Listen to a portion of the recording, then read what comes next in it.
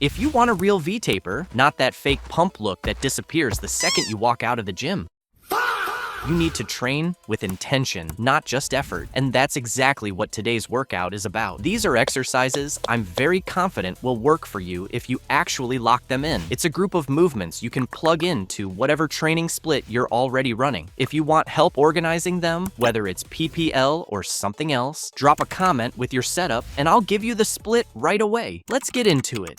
Now, the first thing we're starting with, and the most important piece here, is your back. When it comes to building a proper V-taper, you really only need 2 back exercises to hit the major muscles that create that wide look. Not every single back muscle, but the ones that actually matter for that V shape. 1. Lat-focused pull-down, lower lats. Forget the fancy names for a second. The whole secret is in your elbows. If you want to hit your lats the right way, you need to keep your elbows tucked tight to your sides. The moment you grab the bar super wide, you kill that. Here's what you do instead. Keep your hands about shoulder width apart. Ideally, use a neutral grip, palms facing each other. That grip naturally forces your elbows to stay tucked, which puts the tension exactly where you want it, straight on the lats. Best option? A multi-grip bar like this. Absolute game changer. No multi-grip bar at your gym? No problem. Use a V-handle, works just as well. Worst case backup, use the regular long bar, but switch to an underhand grip. That'll still help you get a solid stretch and a strong lat pull. And to really isolate the muscle and stop your biceps from stealing the work, stop pulling with your hands. Your hands are just hooks. Instead, drive the movement with your elbows. Think about drawing a big arc in the air, starting out in front of you, then pulling down and back toward your hips. At the same time, keep your shoulders down and away from your ears. Don't shrug the weight, control it. Now, the money part, the deep stretch. This is where most people mess it up. At the top of the rep, don't cut it short. Fully extend your arms. Let your shoulders rise and really feel that deep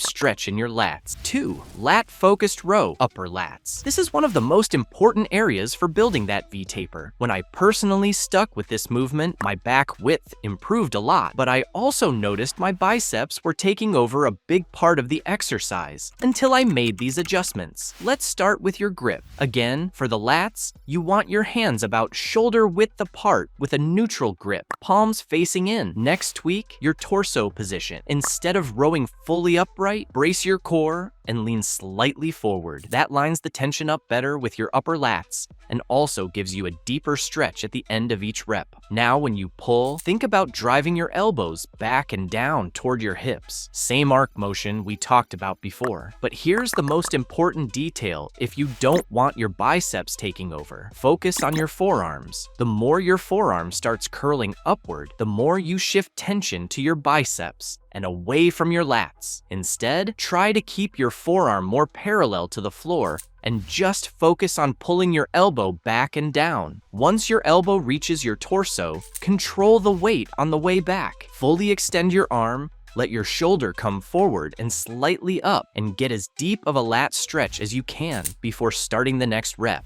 Next up, the muscle that's just as important for completing that V-taper, your side delts. And for that, we're focusing on one main movement, lateral raises. You're going to sit on a bench like this and raise your arms out at about a 45-degree angle. It's a specific variation of the lateral raise. In this position, the isolation is extremely clean and your side delts get hit hard. Just understand, you're probably not going to use your normal weights here. This is a more advanced variation, and it's way more demanding on the shoulders. If you want a full breakdown of this exercise, I made an entire video just on this movement. Seriously, it'll help you a lot. I'll leave it in the description. There are a lot of common mistakes with this exercise, and if you do it wrong, it can lead to real shoulder issues and even serious injuries. I won't overload you with more so you don't get confused. The most important thing is doing everything properly. Last piece is your waist, but that's getting its own full video. We're going to break down how to tighten it up and build a crazy looking midsection. I'll see you in the next one, bro.